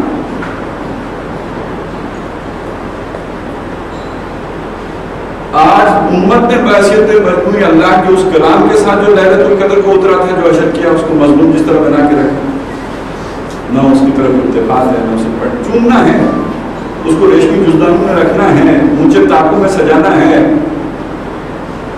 لیکن اسے سمجھنا، اس پر عمل کرنا، اس کو دوسروں تک پہنچانا، اپنی کردار سازی کرنا، اس سے قرآن سے ہماری کوئی غرض نہیں. اسی طرح اللہ نے جو لیلۃ القدر کو مسلمانوں کو یہ ملک عطا کیا تھا، ہم نے اس کے ساتھ بھی اس سے کوئی مختلف نہیں کیا جو ہم نے قرآن کے ساتھ. تو اگر ہمارے اندر وہ اس رمضان کے نتیجے میں کوئی جذبہ، کوئی اللہ کی محبت کی کوئی رمق ہمارے اندر بھی پیدا ہو جائے، دعا کرنی چاہیے ساتھ اشرے کے پیدا ہو جائے، اس کے بغیر آخرت کی نجات ممکن نہیں. تو پھر ہماری یہ جو اجتماعی ذمہ داری ہے جس مقصد کے لیے ملک حاصل کیا تھا، ہمارے اندر اس کے لیے بھی ایک تڑپ اور لگن پیدا ہونی چاہیے کہ جو مقصد اس کا تھا اس کو بھی حاصل نہیں. تو جو چیزیں بے مقصد ہوتی ہیں وہ اپنا وجود برقرار نہیں رکھ سکتی. آج ہم جس بھی آرگنائزیشن کے دانے پر کھڑے ہیں، وجہ کیا ہے کہ ہماری کوئی بائنڈنگ فورس نہیں ہے. وہ क्या चीज़ है जो महाजन को पंजाबी से और पंजाबी को पठान से और बलोची को अफगान से जोड़ कर रखे? बंगाली आए थे हमारे साथ तो किस बुनियाद पर आए थे कि उनका हमारा कोई रंग एक ऐसा था, कोई तहजीब व तमद्दुन एक ऐसा था। ये ला इलाहा इल्लल्लाह की रस्सी थी ना जो बांध के लाई थी, वो जब हमने डीली की तो खुल के दूर थे निकल गए। अब बाकी ये है कि आपको मालूम है सारे अपनी अपनी जगह पे कलबला रहे हैं और किसी भी वक्त कोई बेरूनी मदाखलत लोगों की साजिशें और अचानक बला की लाए शोरों लोगों को पता भी नहीं होगा। और ये कि एक सुबह आखिर सोवियत यूनियन जैसी रियासत जिसके बारे में कोई सोच भी नहीं सकता था, वो दुनिया से उसका नक्शा जो है खत्म हो गया। तो हम किस बात की उम्मीद और हालात बता रहे हैं कि बहुत ही नाजुक है और दुनिया में पेशेंगोइयाँ हो रही है कि 2012 कभी 2015 के बाद दुनिया के नक्शे पर इस्लाम का कोई मुमकिन नहीं। और आज भी अगर इस्लाम को हम अपना नजरिया मान लें कि हमारी बाइंडिंग फोर्स हमें एक कौमियत में पुराने वाली रस्सी, हम ये जो मोती हैं लिखे हुए पंजाबी पठान पुराने में, इनको एक रस्सी में पुराने वाली शय जो थी वो अल्लाह की किताब और अल्लाह का जो पैगाम है इस्लाम वो था। और वो अगर हम आज भी नाफिज करते हैं तो अल्लाह ताला अपनी किताब में पक्का वादा करता है कि भला यंसुरुल्लाहु मन यंसुरुहु, अल्लाह लाज़िमन उसकी मदद करेगा। और इसमें सिर्फ इतना इशारा कर दूँ कि जो मोहम्मद रसूलुल्लाह सल्लल्लाहु अलैहि वसल्लम ने जज़ीरतुल अरब में रियासत कायम करके दुनिया को दिखाई, जिसमें कुत्ता भूखा मरे तो खलीफा कहता है मैं जिम्मेदार हूँ, इसकी अदना झलक आज हम दुनिया को दिखाएं तो दुनिया तो बेचैन है। बर्तानिया में मसाइल हो रहे हैं तो उनके अपने ज़ाती मसाइल हैं जिनकी वजह से होते हैं। तो अगर दुनिया में इस्लाम का कोई नक्शा वाकई पाकिस्तान जैसे मुल्क में हो, वो तो कहें हमें ये निज़ाम चाहिए, बाकी चले इस्लाम हम लाएंगे नहीं लाएंगे उसको छोड़िए, लेकिन निज़ाम हमें चाहिए। अगर कम्युनिज्म को लोग कबूल कर सकते हैं तो क्या इस्लाम कम्युनिज्म से भी क्या गुजरा है? अल्लाह ताला इसकी हमें हिम्मत और तौफीक दे। ज़ाहिर है इसकी हिम्मत और तौफीक के लिए भी बड़े मजबूत क़ुव्वत इरादे की ज़रूरत है। चुनांचे बड़ी अजीब बात यह है कि जहाँ पर ये फरमाया कि ताकि तुम हिम्मत पूरी कर लो, उससे आगे फरमाया वलतुकब्बिरुल्लाह अला मा हदाकुम, ताकि इसके नतीजे में तुम्हारे अंदर वो जान पैदा हो जाए ताकि तुम अल्लाह को भी बड़ा कर सको। ये तो कब्बिरुल्लाह सिर्फ तकबीर कहना ही नहीं है, अल्लाह को बड़ा करना, उसकी ताकि बात मानी जाए। वैसे तकबीर कहना तो आज़ान में हम कहते हैं अल्लाह अकबर, लेकिन इकबाल ने उसी पर तंज की थी कि परवाज़ गुरु की इसी फ़ज़ा में गर्विश का जहाँ और है, शाही का जहाँ और, अल्फाज और मानी में तफावत नहीं, लेकिन मुल्ला की अज़ा और है, मुजाहिद की अज़ा और। मुल्ला ने खाना काबा की छत पर चढ़ के आज़ान कही थी, लेकिन ये कि अमेरिका के कानून पर कोई झूठ नहीं थी। वो मुल्ला गाड़ी वाला नहीं था, कमांडो मुल्ला था।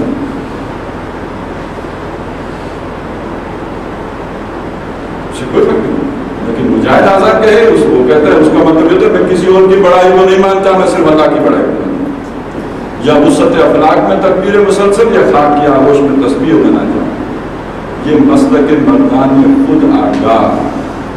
ये वुसअत अखलाक में तकबीर का काम कौन करता है? ये उन लोगों का मसलक है जो अपने उस रूहानी मकाम से आगाह होते हैं, जिनकी खुद ही बुलंद हो चुकी है। ये मसलक मर्दान खुद आगाह, ओ खुदा मस्त, खुद आगाही के नतीजे में खुदा की मोहब्बत में मस्त हो चुके होते हैं। वो ज़मीनी हक़ाइक़ नहीं देते, वो तो आशिकाना हक़ाइक़ देते। और ये मज़हब मुल्ला और जमात कायनात का पत्ता पत्ता अल्लाह की तस्बीह कर रहा है, शय कर रही है, युसब्बिहु लिल्लाहि मा फिस समावाति व मा फिल अर्ज़। ये अशरफुल मखलूक़ात भी बस तस्बीह करते रहें तो इनमें और जमात और नबातात में फ़र्क क्या है? तो अल्लाह ताला हमें हिम्मत दे, ये जान असल मेहनत करें। और ये अगरचे की शहादत गए उल्फत में कदम रखना है, लोग आसान समझते हैं मुसलमान होना, लेकिन ये कि अगर हम अल्लाह ने जो हमें सहारे दिए, ये रोज़ा, ये नमाज, इनको अगर हम मजबूती से थाम लें तो अल्लाह ताला हमारे अंदर ये जज्बा अमल पैदा कर देंगे। मैं मुंतज़मीन का भी दिल की अथाह गहराइयों से शुक्रगुज़ार हूँ कि उन्होंने मुझे मौका दिया आप बाजार के सामने अपने ये ख्याल पेश करने का, और आपका भी दिल से शुक्रगुज़ार हूँ कि आपने नहायत ही आप तवज्जो के साथ ये जो समात करवाई है।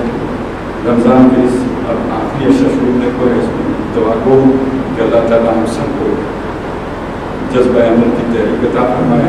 हमें जिस मकसद के लिए उसने पैदा किया है उस मकसद को पूरा करने की तौफीक अता ہمارے بھی آسانیاں پیدا فرمائے، ہمارا سینہ کھول دے اس کام میں، تاکہ ہمارے لیے جو ہمیں مشکل نظر آ رہی ہیں وہ مشکلات جب نظر آنا بند ہو جائیں گی تو اللہ تعالیٰ ان کو ختم بھی کر دے.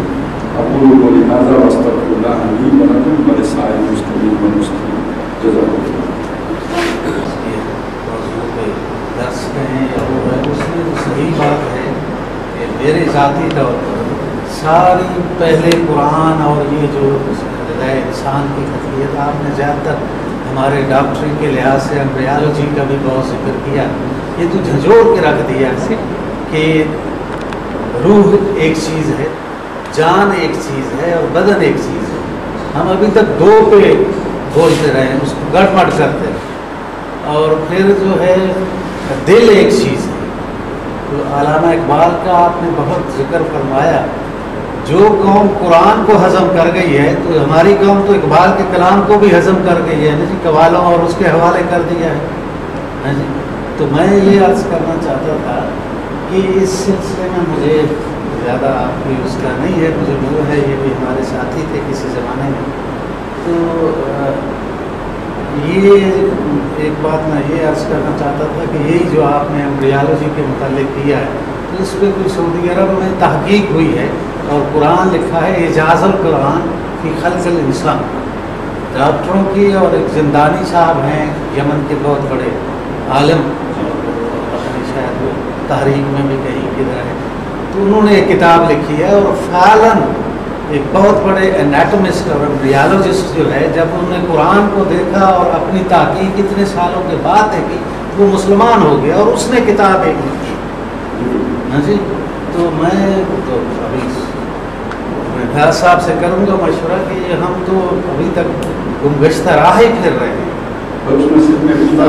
علامہ اقبال نے تو اسی لیے وہ کہہ دیا آپ کر دیں کہ دل مردہ دل نہیں ہے اسے زندہ کر دوبارہ. تو زندگی تو آپ نے بتائی ہے اس طرح آئے گی.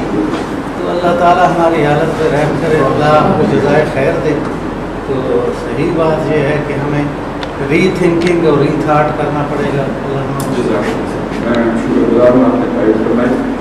جو یہ بھی عرض کر دوں کہ جو لوگ جو ایمبریالوجسٹ اس راستے سے مسلمان ہو رہے ہیں ان پر یہ حقیقت کھل رہی ہے کہ قرآن مجید نے انسان کی تخلیق کے جو مختلف مراحل تک بیان کر دیے تھے جب یہ چیزیں نہیں تھیں تو اس سے یہ اعجاز ان کے سامنے آیا ہے. لیکن ابھی یہ حقیقت منکشف ہونا باقی ہے کہ جو اس کے بعد اللہ تعالیٰ نے اس میں روح میں سے پھونکا ہے. یہ چیز چونکہ ابھی ہمارے حالات کی گرفت میں آنے والی نہیں ہے، لہٰذا اس سے آج بھی انسان پوری طرح آگاہ نہیں ہے. اور قرآن مجید میں بڑے عجیب مضمون آیا ہے سورہ حشر کے آخری رکوع میں، وَلَا تَكُونُوا كَالَّذِينَ نَسُوا اللَّهَ فَأَنسَاهُمْ أَنفُسَهُمْ. ان لوگوں کی طرح نہ ہو جانا کہ جنہوں نے اللہ کو بلا دیا تو اللہ نے سزا کے طور پر انہیں اپنے آپ سے غافل کر دیا. ابھی روحانی وجود سے کوئی نہیں غافل ہوتا، نہ ابو جہل غافل تھا نہ آج کے عوام غافل ہے. اس روحانی وجود سے لوگ غافل ہو جاتے ہیں، اس کو بھول بیٹھتے ہیں. تو یہ نقد سزا ہوتی ہے انسان کو جو ملتی ہے جب اللہ کو بلاتا ہے. اس کا وائس ورثہ بھی بالکل ٹھیک ہوگا جو کسی کہتے ہیں بزرگ کا قول ہے، عارف کسی کا ہے، بعض لوگ کہتے ہیں حدیث ہے من عرف نفسہ فقد عرف ربہ. اقبال نے اس طرح یہ کوشش کرنا ہے کہ اپنے من میں خود کے پاجا سراغ زندگی میرا نہیں بنتا نہ بنا نہ تو بن. اپنا بنو گے تو میرے بھی بن جاؤ گے، تمہارے اندر بھی تو میری ہی وہ کرن موجود ہے. تو میں شکر گزار ہوں آپ نے جی کوئی سوال ہے. یہ دل کی اور ذہن کی کیفیت جو ہے یہ بیان کریں، کیونکہ آنے والے وقتوں میں ہو سکتا ہے دل ربڑ کا ہو اور وہ پیوست ہو جائے انسان کے جسم میں، تو اس وقت ہم دل کہیں گے یا ربڑ کہیں گے، اس کی ذرا کیفیت جو ہے وہ ذرا بیان کریں. یہ روح کہتے ہیں یا اس کو آپ دل کہتے ہیں یا کیا؟ اصل میں یہ بنیادی مسئلہ یہ ہے کہ ہمارے لیے سوچنے کا آلہ جو ہے وہ دماغ ہے اس میں، اور آج تک ہماری فزیکل سائنس جہاں تک پہنچی ہے وہ دماغ ہی وہ بتاتی ہے کہ یہ ڈیٹا پروسیس یہی کرتا ہے جو بھی فیلڈ ہوتے ہیں حواس خمسہ سے. قرآن مجید اس کے برعکس بات کرتا ہے، وہ دماغ کو بھی مانتا ہے. قرآن جہاں فواد کا لفظ استعمال کرتا ہے سما بصارت کے ساتھ فواد ہے، ان سما والبصر والفؤاد. فواد کا لفظی مطلب ہوتا ہے فائدہ دینے والی چیز.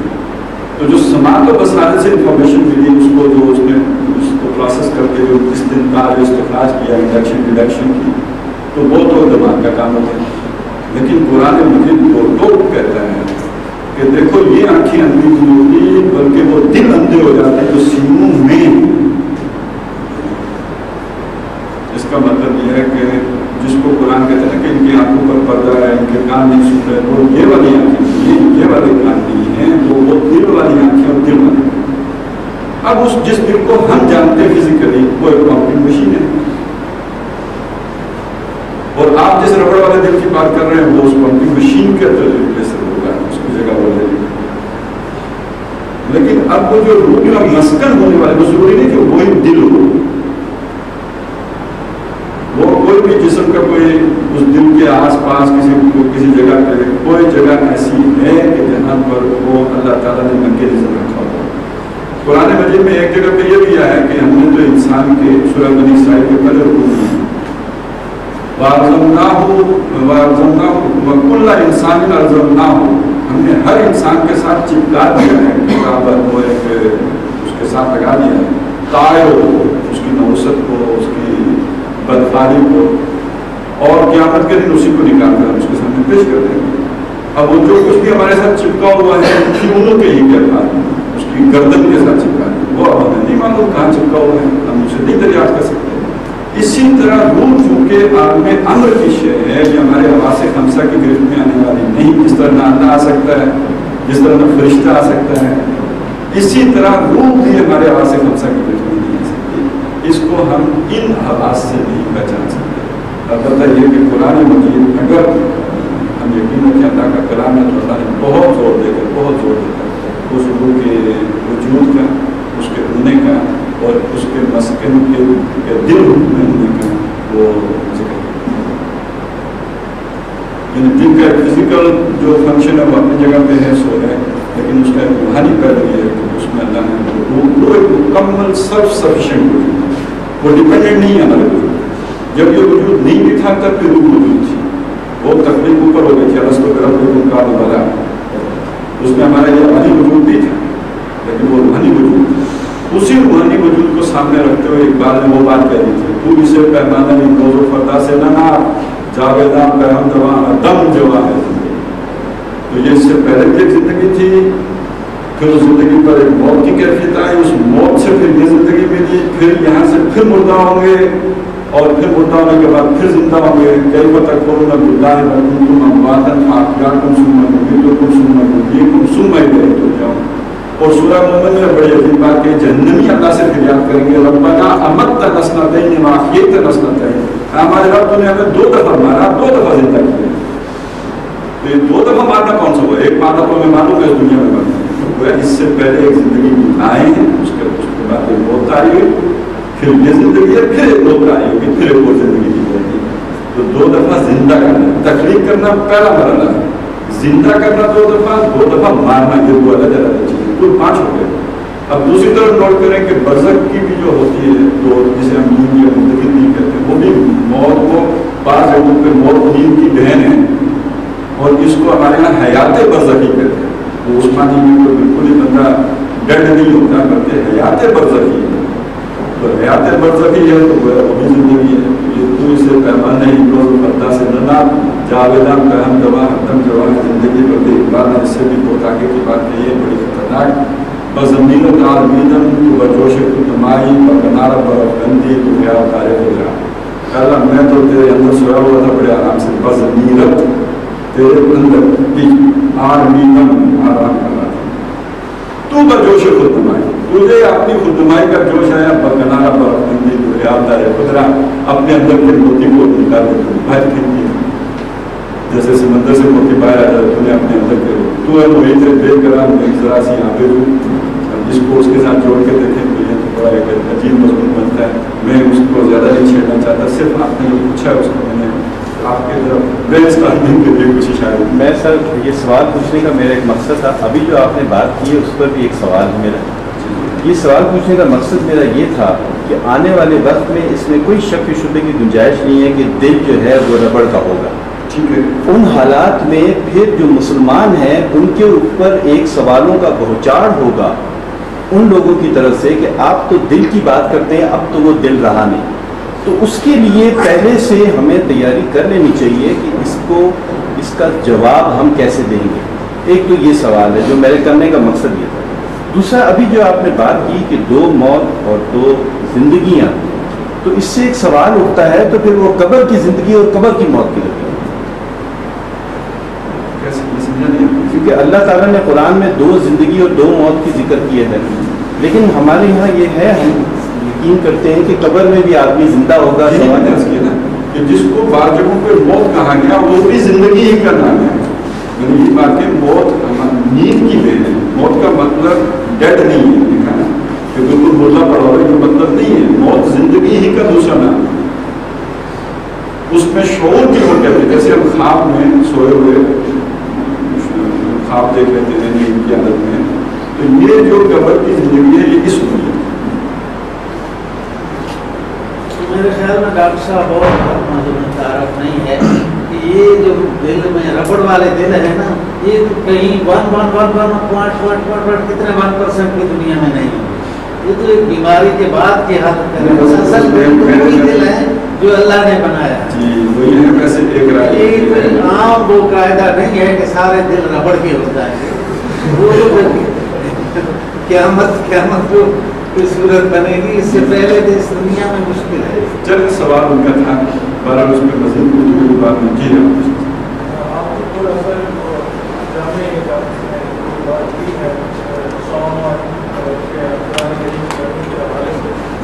کافی مفید ہے. آخر میں صرف ایک بات بتا دیجیے گا، اس وقت مسلمانوں کے کرنے کا کام کیا؟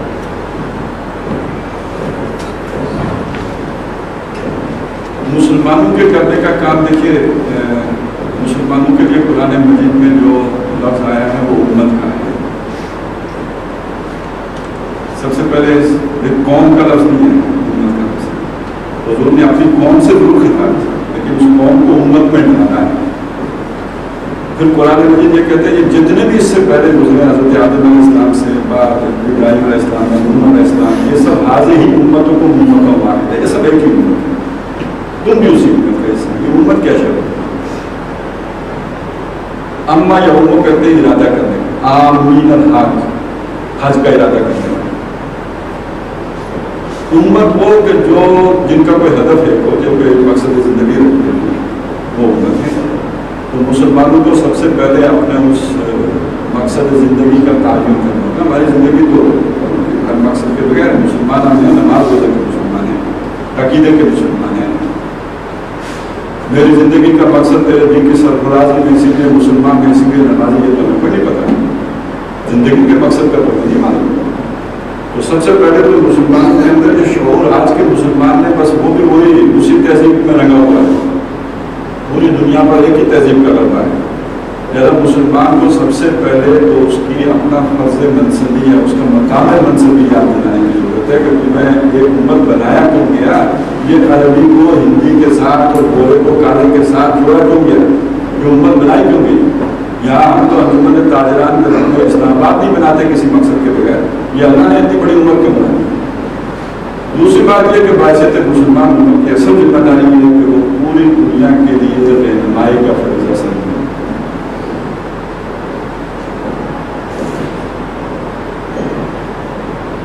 یہ باقی سارے فرائض در حقیقت اس ایک فرض کے گرد ہیں. 2 مقامات ہیں. دیکھیے حضور صلی اللہ علیہ وسلم کو قرآن مصطفیٰ بھی کہا جاتا ہے، مجتبیٰ بھی کہا جاتا ہے. قرآن مجید میں 2 مقامات ہیں جہاں پر اس امت کو مصطفیٰ بھی کہا گیا، مجتبیٰ بھی کہا گیا. سورہ عنکبوت میں ہوا اجتباکم، اس میں چن لیا. اور آگے سورہ نمل ہے شاید،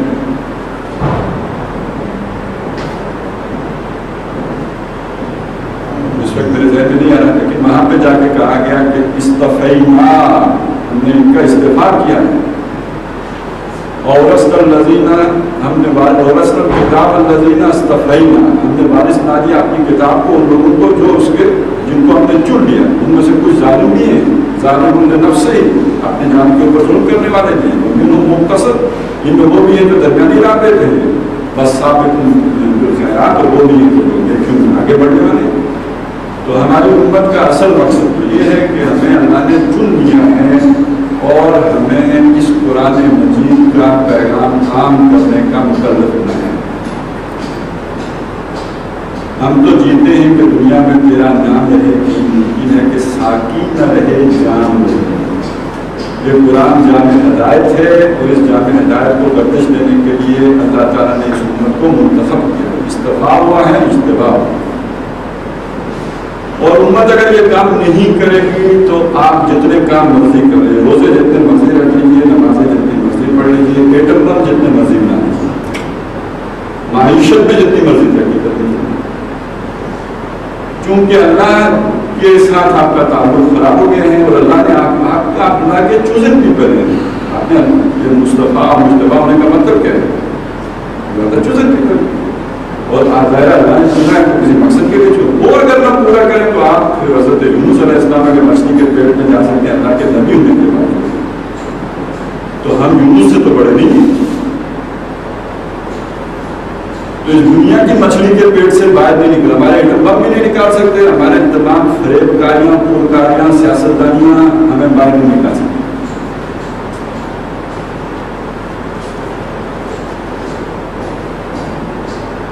اور عبادت گزاریاں، دعائیں ہمیں نجات نہیں دے سکتی جب تک ہم اپنے وہ اصل مشن میں پورا کریں گے۔ سیدھی سی بات ہے، ہمیں وہی بات کہنی چاہیے لوگوں کے سامنے کہ جو اس کی اصل حقیقت ہے، ہم اپنے اس مشن کو بچانے، اس کے لیے کھڑے ہوں۔ دنیا دشمن بنتی ہے تو محمد رسول اللہ کا سارا عالم دشمن بنتا ہے، اور آپ اکیلے ہو، اور اللہ نے آپ کا بال دیکھا نہیں، نبی ہم آپ کے لیے کافی ہو۔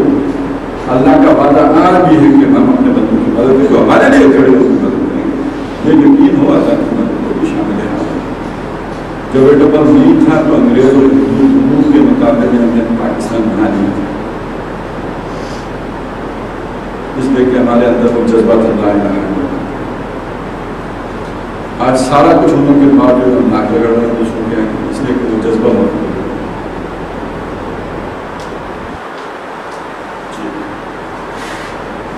اجازت، شکریہ۔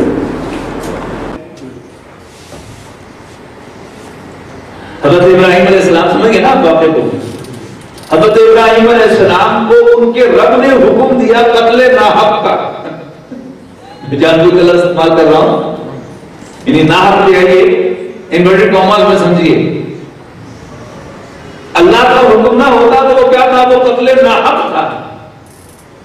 اللہ کا حکم آ گیا تھا وہ کیا ہو گیا؟ قتل برحق ہو گیا، اس لیے کہ الحق جو ہے وہ اللہ کی ذات ہے۔ لیکن اب ہو کیا رہا ہے؟ پچھلے چند سالوں سے آپ نے شاید کبھی نوٹ کیا کہ نہیں کیا، عام جو خاص بڑے بڑے ایونٹس ہوتے ہیں، پاکستان ٹیلی ویژن ایک کیپشن جو ہے وہ مستقلاً ایک کونے میں لگائے رکھتا ہے، مثلا اگست کا مہینہ آئے گا تو سلام پاکستان لکھا ہوا ہوگا۔ اب پچھلے چند سالوں سے میں نوٹ کر رہا ہوں کہ عید الاضحیٰ کے موقع پر اسے عید ایثار کہا جاتا ہے۔ ایثار کسے کہتے ہیں؟ یہ دو لفظ ہیں، ایثار اور قربانی۔ قربانی کے معنی، قربانی نکلا ہے قرب سے، اور ایثار کے معنی ہے اپنے اوپر کسی دوسرے کو پریفرنس دینا۔ 28ویں پارے میں نا، یوسرون علی انفسہم ولو کانوا بہم خصاصہ، اہل ایمان کی تعریف کی ہے کہ وہ اپنے اوپر اپنے بھائی کو ترجیح دیتے ہیں، یوسرون علی انفسہم ولو کانوا بہم خصاصہ، خواہ انہیں خود تنگی ہو، تو یہ ایثار ہے۔ تو ایثار کا رخ ہوتا ہے نوع انسانی کی طرف، اپنے اوپر دوسرے کو پریفرنس دینا، اور قربانی کا تعلق ہے اللہ کے ساتھ، اللہ کا قرب حاصل کرنے کے لیے اپنے بیٹے کے گلے پر چھری چلائی حضرت ابراہیم علیہ السلام نے۔ تو وہ کیا ہے؟ وہ عید قربان ہے یا عید ایثار ہے؟ آپ مجھے بتائیے۔ اور پھر